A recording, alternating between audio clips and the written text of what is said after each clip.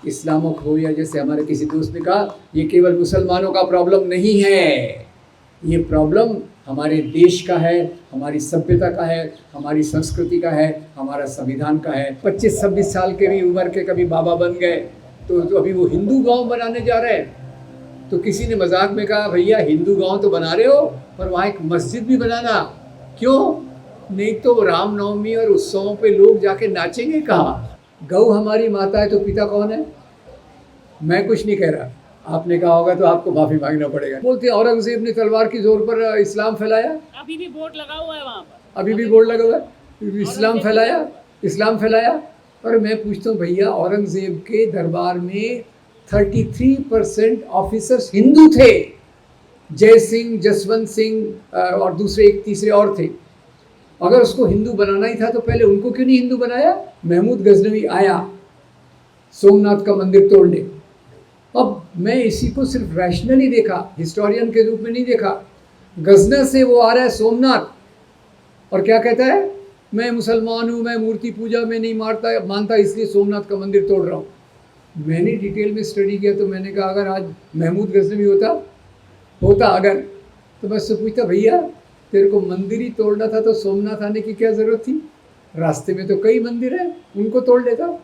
पर वो ये जवाब थोड़ी देता कि सोमनाथ के मंदिर में 151 करोड़ के बराबर की संपत्ति है। मेरे मुंह में पानी आ गया। कोई राजाओं की लड़ाई धर्म के लिए नहीं होती थी, इस बात को भूल जाइए। इस बात को अंग्रेज इतिहासकारों ने राजा के धर्म के आधार पर निश्चित कर दी कि वो राजा ने ऐसा क्यों किया, क्योंकि वो हिंदू था, इसलिए राजा ने ऐसा क्यों किया, क्योंकि वो मुसलमान था।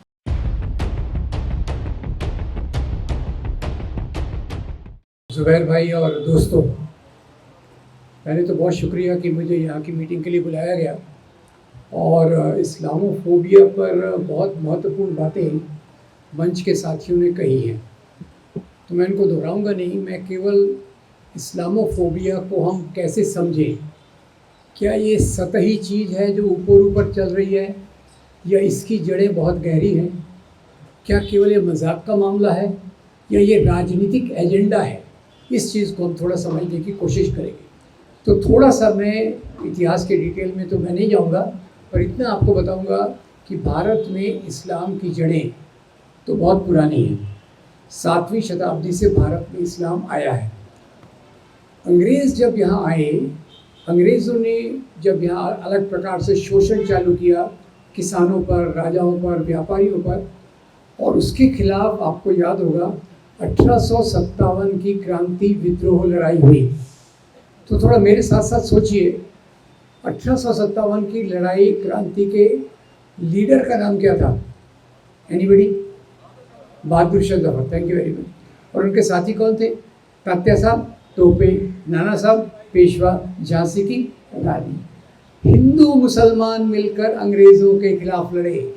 अंग्रेज़ों की सत्ता डगमगा गई तो उन्होंने क्या फैसला किया? यहाँ के लोगों को लड़ाओ और राज करो, फूट डालो और राज करो की नीति यहाँ से चालू होती है। तो ये कैसे किया जाए? तो इसके लिए उन्होंने इतिहास का इस्तेमाल सबसे पहले किया, और जो राजाओं का राज था, जिसमें हिंदू राजा के साथ मुसलमान राजा मिलता भी था, दोस्ती भी करता था, झगड़ा भी करता था। कोई राजाओं की लड़ाई धर्म के लिए नहीं होती थी, इस बात को भूल जाइए। इस बात को अंग्रेज इतिहासकारों ने राजा के धर्म के आधार पर निश्चित कर दी कि वो राजा ने ऐसा क्यों किया, क्योंकि वो हिंदू था, इसलिए राजा ने ऐसा क्यों किया, क्योंकि वो मुसलमान था। ये पूरा गलत है। एक ही उदाहरण मैं देना चाहूँगा एग्जाम्पल के लिए, वैसे तो बहुत कुछ इस पर कहा जा सकता है। आपको लड़ाई याद होगी, वो हल्दी घाटी की लड़ाई किसके बीच में हुई? अकबर और राणा प्रताप। क्या कहते हैं, हिंदू मुसलमान की लड़ाई। अकबर की फौज को देखिए तो अकबर उसमें है ही नहीं। अकबर के बदले सेना का नेतृत्व कौन कर रहा है? राजा मान सिंह। राणा प्रताप जी के पास आइए। राणा प्रताप जी के 2 जनरल हैं सिपा सालार, एक का नाम है राम सिंह, दूसरे का नाम है हकीम खान सूर। मेरे सुर में सुर मिलाइए, दोनों तरफ हिंदू हैं, यस या नो? दोनों तरफ मुसलमान हैं। तो ये हिंदू मुसलमान की लड़ाई है, 2 राजाओं की लड़ाई है। तो इन्होंने उसको हिंदू मुसलमान की लड़ाई के रूप में प्रस्तुत किया, और वहीं से अंग्रेज इतिहासकारों ने बात की उस इतिहास को लेकर आगे सांप्रदायिक ताकतें चली। कौन सी सांप्रदायिक ताकतें थी जंग आज़ादी में? एक तरफ मुस्लिम लीग, एक तरफ हिंदू महासभा आरएसएस। इन्होंने उस इतिहास को पकड़ लिया, अपने अपने राजा का गौरवान्वित किया और दूसरे राजा का खराब किया। एक बात मैं इस निश्चित रूप से आपको बता दूं, आज पाकिस्तान में हिंदुओं के खिलाफ बहुत नफरत है, नो इश्यू अबाउट दैट। और भारत में जो नफरत पैदा की गई मुसलमानों के खिलाफ, उसमें एक तो ये किताबें अंग्रेज़ों की, उनका मीडिया का मुझे पता नहीं, उस समय का मैंने रिसर्च नहीं किया, पर उससे ज़्यादा इसको जिसने पकड़ा, और ये संगठन का नाम आपको गेस करना है। ये संगठन को आज जैसे भाषा जी ने कहा 100 साल पूरे हो रहे हैं। उनकी शाखाएं थी यस नो। शाखाओं में कौन सा कपड़े पहनते थे? पैंट या हाफ पैंट? चलिए आपने पहचान लिया। तो शाखाओं में क्या पढ़ाते थे? शाखाओं में पढ़ाते थे महान हिंदू राजा, उनको सफ़र करना पड़ा मुसलमान राजाओं से। वो देखिए ये मुसलमान राजा आया, लूट कर ले गया। एक ही जैसे उदाहरण जुबैर भाई ने दिया, उसी को मैं बता देता हूँ। महमूद गजनवी आया सोमनाथ का मंदिर तोड़ने। अब मैं इसी को सिर्फ रैशनली देखा, हिस्टोरियन के रूप में नहीं देखा। गजना से वो आ रहा है सोमनाथ और क्या कहता है, मैं मुसलमान हूँ, मैं मूर्ति पूजा में नहीं मानता, इसलिए सोमनाथ का मंदिर तोड़ रहा हूँ। मैंने डिटेल में स्टडी किया तो मैंने कहा अगर आज महमूद गजनवी होता अगर, तो मैं उससे पूछता भैया तेरे को मंदिर ही तोड़ना था तो सोमनाथ आने की क्या ज़रूरत थी? रास्ते में तो कई मंदिर हैं, उनको तोड़ लेता। पर वो ये जवाब थोड़ी देता कि सोमनाथ के मंदिर में 151 करोड़ के बराबर की संपत्ति है। मेरे मुंह में पानी आ गया। वो संपत्ति के लिए मैं यहाँ आया हूँ और बोलने के लिए बोल दिया कि मैं तो मुसलमान हूँ, मुस्लिम मूर्ति पूजा में नहीं विश्वास करता, इसलिए मंदिर तोड़ रहा हूँ। ऐसे बहुत सारे उदाहरणों से इतिहास भरा पड़ा है। अभी महाराष्ट्र में आपने देखा होगा, इस्लामोफोबिया जो पहले 70% 80% था, अभी 90% हो गया। क्यों भाई? एक फिल्म आई छावा नाम की। छावा फिल्म में औरंगज़ेब, पूरी 126 मिनट की फिल्म है, वेरी अनएस्थेटिक। 126 मिनट की फिल्म में 40 मिनट यही बताया गया है कि औरंगज़ेब ने संभाजी महाराज का किस प्रकार से उस पर क्रूरता की। अब ये फिल्म जो बताती है, इसको मैं कहता हूँ सेलेक्टिव हिस्टोरियोग्राफी। सेलेक्टिव यानी क्या? औरंगज़ेब के साथ मिलकर संभाजी ने 2 बार लड़ाई लड़ी थी, उसका उल्लेख नहीं है। संभाजी के पुत्र शाहू महाराज ये औरंगज़ेब की कब्र पर उनको आदर प्रकट करने गए थे, और ये वही शाहू महाराज हैं जो औरंगज़ेब की कस्टडी में 19 साल तक रहे। बोलते औरंगज़ेब ने तलवार की जोर पर इस्लाम फैलाया। अभी भी बोर्ड लगा हुआ है वहाँ पर, अभी भी बोर्ड लगा हुआ है, इस्लाम फैलाया। और मैं पूछता हूँ भैया, औरंगज़ेब के दरबार में 33% ऑफिसर्स हिंदू थे। जय सिंह, जसवंत सिंह और दूसरे एक तीसरे और थे। अगर उसको हिंदू बनाना ही था तो पहले उनको क्यों नहीं हिंदू बनाया? क्यों पहले वो संभाजी महाराज को मुसलमान बनाया? हिंदू बनाने की बात कर रहा है। ये सब जो चीज़ें ये इस्लामोफोबिया की जड़ में है। तो ये उन शाखाओं में प्रोपोगेट किया जाता है। हिंदू राजा कितना महान, कितना शक्तिशाली, मुसलमान राजा कितना क्रूर, उसमें बता देंगे संभाजी महाराज पे इस प्रकार से हुआ, शिवाजी महाराज पे उस प्रकार से हुआ। इस पर मैंने बहुत सारी, खुद के बारे में कह रहा हूँ, इस पर मैंने बहुत सारे वीडियो बनाए हैं और सिद्ध ये करने की कोशिश की है, राजा लोग धर्म के लिए राज्य नहीं करते थे, राजा लोग राज्य करते थे सत्ता और संपत्ति के लिए। हर एक राजा अपने राज्य का विस्तार करना चाहता था। आज सोच ऐसी हो गई है, वो राजा मेरे धर्म का है, हिंदू है, तो मैं कहूँगा वेरी गुड, कितना बहादुर राजा है। अगर वो राजा मुसलमान अपने राज्य का विस्तार कर रहा है, अरे वो कितना आक्रामक है, कितना खराब है। ये सांप्रदायिक सोच को लगातार पीढ़ी दर पीढ़ी शाखाओं के माध्यम से, प्रचारकों के माध्यम से, स्वयंसेवकों के माध्यम से इसको सस्टेन किया गया। और यहाँ से अंग्रेज़ों ने एक और चालाकी की, राजाओं को आज के हिंदू मुसलमानों से जोड़ दिया। मुसलमान राजा यानी आज के मुसलमान, हिंदू राजा यानी आज के हिंदू। और इसी आधार पर जो नफ़रत पैदा की, मेरा विश्वास कीजिए, जब तक नफ़रत पैदा नहीं होती हिंसा नहीं करवाई जा सकती। सवाल का जवाब दे सकते तो मुझे खुशी होगी। हिंसा होती है या करवाई जाती है? कौन हिंसा करवाएगा? जिसको उससे फ़ायदा होगा। 1990 से हिंसा का एक बहुत खतरनाक दौर चालू हुआ है और उसी के साथ एक पार्टी की पावर पहले से बढ़ गई है। उसका जरा ख्याल कीजिए। तो इसका सीक्वेंस क्या है? पहले गलत प्रचार करो, भ्रष्ट प्रचार करो, वन साइडेड प्रचार करो, फिर उसको चुन के आगे ले जाओ, नफ़रत फैलाओ और फिर कोई दंगा करवाने वाला आता है तो माइनॉरिटी कम्युनिटी को घेरो, उनको मजबूर करो और दंगे करवाओ। और यहाँ मैं खुद की बात नहीं कर रहा, मैं आपको येल यूनिवर्सिटी का एक रिसर्च बता दूंगा। येल मेरी अभी स्टाइल यही है, मैं पूछ के आगे चलता हूँ क्योंकि मेमोरी भी मेरी ख़राब है। येल यूनिवर्सिटी का नाम आपने सुना है क्या? अच्छा, वेरी गुड। मैंने नहीं सुना था। मैंने कब सुना? वो अपनी जो पहले एक MHRD मिनिस्टर थी ना, सास भी कभी बहू वाली। हाँ, अभी लोगों ने कहा ये MHRD मिनिस्ट्री देख रही है, ये तो कितनी कम पढ़ी लिखी है। तो गुस्से में तब आ गई सास भी कभी बहू स्टाइल में और बोली देखो मैं तो येल यूनिवर्सिटी से डिग्री लाई हूँ। मैं बहुत इम्प्रेस हो गया। मैं उनके रिसर्च फिर से मैं येल यूनिवर्सिटी के रिसर्च को फॉलो करने लगा और येल यूनिवर्सिटी का रिसर्च हमको बताता है कि जहाँ भी सांप्रदायिक दंगे करवाए जाते हैं वहाँ एक पार्टी पहले से ज़्यादा पावरफुल हो जाती है। पार्टी का नाम गेस करने पर आधा कप चाय आपको पिलाई जाएगी। ठीक है। अब ये चीज़ जो बढ़ती गई तो एक तरफ से ये हिंसा का वातावरण, ये नफ़रत का वातावरण समाज में ऑर्गेनिक रूप से बढ़ने लगा। ये ऐसा नहीं है कि कुछ लोग उसको मानते हैं इसीलिए उसमें कर रहे हैं। ये ज़्यादा घर घर जाकर बार बार कम्युनिटी से जुड़कर इस प्रकार का प्रोपेगेंडा किया जाता है और मुसलमानों के खिलाफ एक प्रकार से नफ़रत पैदा की जाती है। अब पार्टीशन का सवाल, आज़ादी के बाद कहा गया ये मुसलमानों ने ज़बरदस्ती करके पाकिस्तान बनवा लिया, गांधी ने कितनी ये की कमज़ोरी दिखाई, पाकिस्तान बन गया। पर ये कोई नहीं कहता भाई पार्टीशन के पीछे सबसे बड़ी ताकत जो थी वो अंग्रेज़ों की डिवाइड एंड रूल पॉलिसी थी। पार्टीशन को जिन्होंने सपोर्ट किया वो एक तरफ मुस्लिम सांप्रदायिकता थी, एक तरफ हिंदू सांप्रदायिकता थी। दो राष्ट्र का सिद्धांत, इस देश में दो राष्ट्र हैं, एक हिंदू और एक मुसलमान। ये बात सबसे पहले किसने कही थी? विनायक दामोदर सावरकर।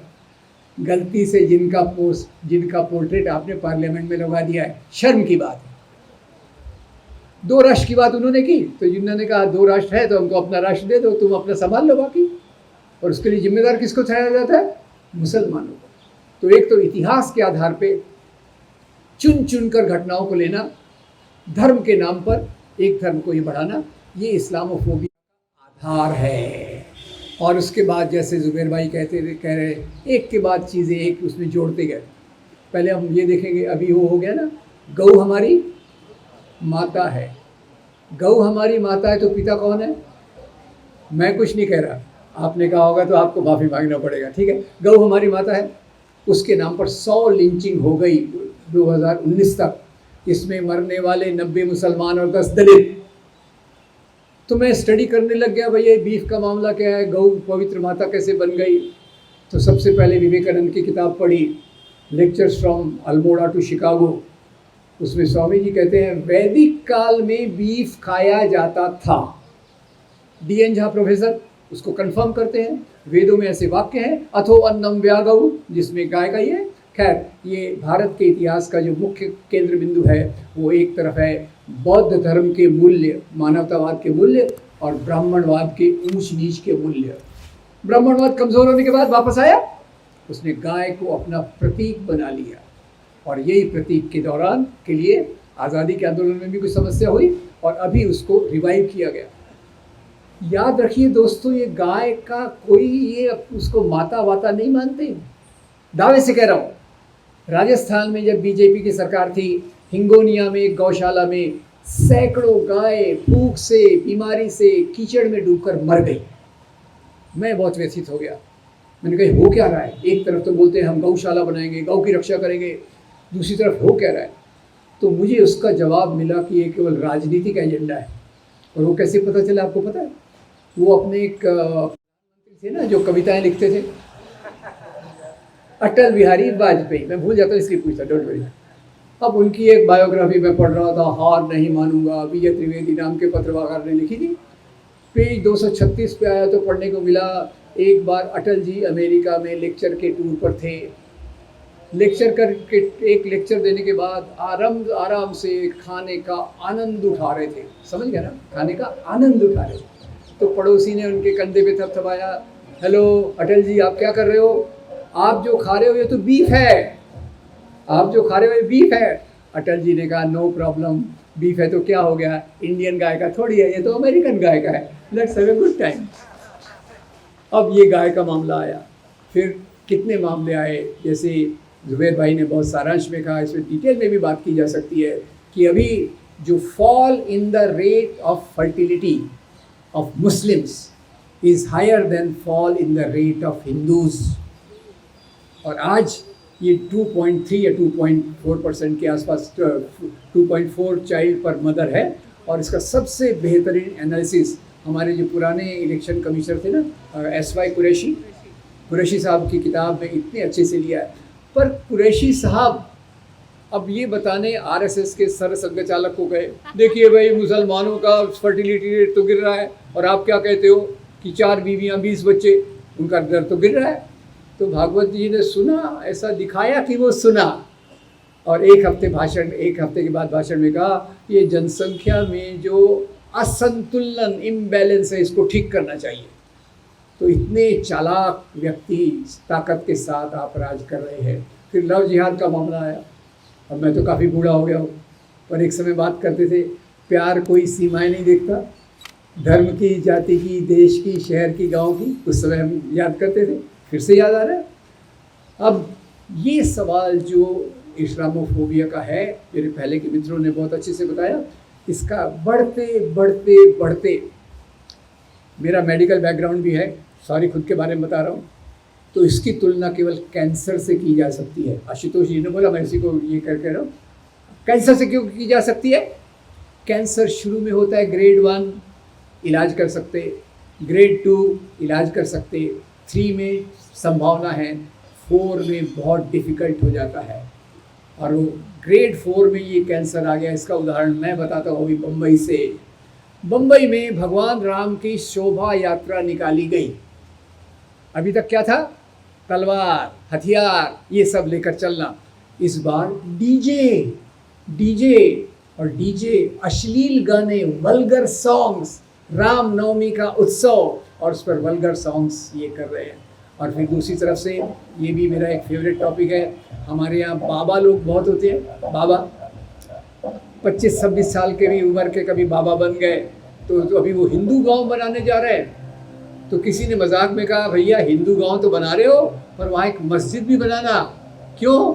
नहीं तो रामनवमी और उत्सवों पे लोग जाके नाचेंगे कहाँ? आजकल मंदिर के सामने तो कोई नाचता नहीं है, तो एक मस्जिद भी वहाँ बना लेना। तो इतनी गैर संवैधानिक बातें हो रही हैं। और एक बात और जो अभी तक चर्चा में नहीं आई, इस्लामोफोबिया को पिछले 30 साल में ज़्यादा हवा मिली है। भारत के अंदर राम मंदिर का मुद्दा और दुनिया में आतंकवाद का मुद्दा। आतंकवाद का इस्लाम से कोई लेना देना नहीं है।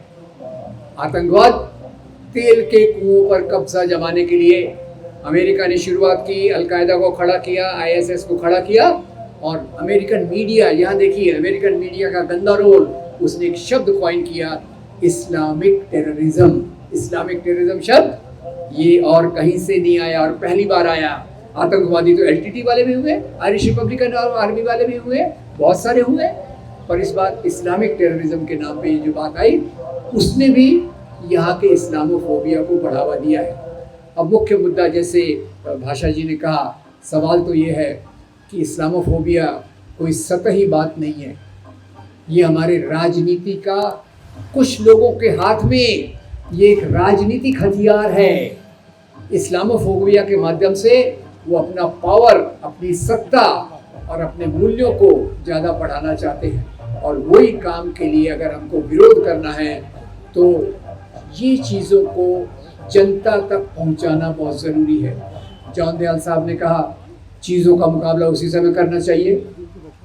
कई अभी काफ़ी मीडिया को काफ़ी क्रिटिसाइज़ किया गया है, पर मैं कुछ तारीफ़ भी करना चाहता हूँ।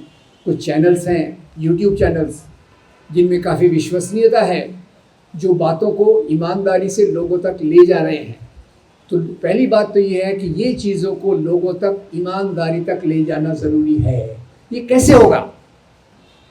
घर घर में, मोहल्ले में, बस्तियों में लोगों से मिलकर हमारे कार्यकर्ता बताएं कि भाई मुस्लिम राजा, हिंदू राजा, क्या समस्या थी, हिंदू मुसलमान इस्लाम धर्म क्या बोलता है। जहाँ हिंदू धर्म कहेगा वसुधैव कुटुंबकम, इस्लाम कहेगा अपने पड़ोसी का ख्याल रखो, नहीं तो जन्नत के दरवाजे आपके लिए नहीं खुलेंगे।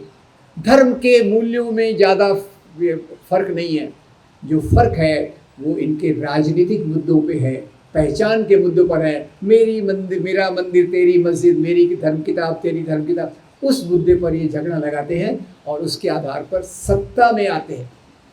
तो ये जो रास्ता है इस्लामोफोबिया का, वो एक ऐसे राष्ट्र की तरफ हमको ले जा रहा है या ले जा चुका है, इसके बारे में आप विश्लेषण कीजिए, जो हमारे संविधान के मूल्यों के पूरे पूरे विरोध में है। हमारा संविधान कहता है, जो महात्मा गांधी एक सरल वाक्य में कहते हैं, ईश्वर अल्लाह तेरो नाम। ये देश सब लोगों का है। ये देशी विदेशी क्या होता है भाई? 15 अगस्त 1947 के पहले इस समय क्या देश की बाउंड्री थी? देश की बाउंड्री बनी, दुर्भाग्यवश विभाजन हुआ। इसके पीछे एक राजनीति है और यहाँ मैं नेहरू जी को आपको कोट करना चाहता हूँ। धर्म के नाम के होने वाली राजनीति ये लोकतंत्र के लिए खतरनाक होती है। भारत में जो मेजॉरिटी कम्युनलिज्म, समझ जाइएगा, मेजॉरिटी कम्युनलिज्म ये अपने आप को राष्ट्रवाद के रूप में प्रस्तुत करेगा। ये बात उन्होंने 60 साल पहले कही होगी और आज वो दिख रही है। और जो माइनॉरिटी कम्युनिज्म है वो अलगाववाद के रूप में आ सकता है। इस बात को याद रखिए। और यही जो मैंने इतिहास की बातें कही, उसमें सबसे ज़्यादा जो आधार मैंने लिया वो महात्मा गांधी की किताब हिंद स्वराज का लिया, नेहरू की किताब डिस्कवरी ऑफ इंडिया से लिया। और एक रिकमेंडेशन आपको देते जाता हूँ। इतिहास की बहुत सारी चीज़ें आती हैं, वक्त नहीं है, क्या किया जाए? तो नेहरू जी की 800 पेज की किताब है डिस्कवरी ऑफ इंडिया, पढ़ लीजिएगा। मुश्किल है मुझे मालूम है, पर यही किताब आपकी जेब में है, जेब में है। भारत एक खोज श्याम बेनेगल के रूप के सीरियल के रूप में, ब्रिलियंट सीरियल, भारत की मिली जुली बातों को बताता है। आज ये कोई नहीं बताता कि कैसे अभी जो त्यौहार मनाए जा रहे हैं, हिंदू अलग है, मुसलमान अलग है। मुझे बहुत खुशी हुई कि अशोक कुमार पांडे जी अभी यहाँ नहीं, चले गए जल्दी, पर उन्होंने भी इफ्तार पार्टी का शायद आयोजन किया था। इस प्रकार के मेल जोल की चीज़ों को बढ़ावा देना और इस प्रकार की खबरों को ज़्यादा प्रोजेक्ट करना, कैसे हिंदू मुसलमान मिलकर रहते हैं। और ये आज से नहीं, ये सदियों की परंपरा है कि जहाँ लोग मिलजुल कर रहते थे। और इसीलिए नेहरू ने इस शब्द का इस्तेमाल किया था, गंगा जमुनी तहजीब। खाने पीने में हो, संगीत में हो, किताबों में हो, साहित्य में हो, भारत में उर्दू भाषा के उदय में हो, ये सब हमारे मेल जोल का परिणाम है। और आज जब उर्दू भाषा के खिलाफ एक मुख्यमंत्री ने बयान दिया, 25-30 शब्दों का था, 25-30 शब्दों का बयान वो उर्दू में दे रहे थे, उर्दू के खिलाफ दे रहे थे, और उस वाक्य में 8 शब्द उर्दू के थे। Thank you very much. ये हमारा मामला है यहाँ। तो सवाल है दोस्तों, इस्लामोफोबिया, जैसे हमारे किसी दोस्त ने कहा, ये केवल मुसलमानों का प्रॉब्लम नहीं है, ये प्रॉब्लम हमारे देश का है, हमारी सभ्यता का है, हमारी संस्कृति का है, हमारा संविधान का है। और हम सब लोग जो मीडिया में हैं वो तो बहुत अच्छा रोल प्ले कर सकते हैं, जो मीडिया के बाहर हैं वो भी इस प्रकार का रिसर्च स्टडी करके ऐसे सामाजिक संगठनों तक ले जाएं जो दूर दूर तक लोगों से जुड़े हैं। तभी हम इसका मुकाबला करके एक बेहतर भारत की ओर जा सकते हैं। Thank you very much.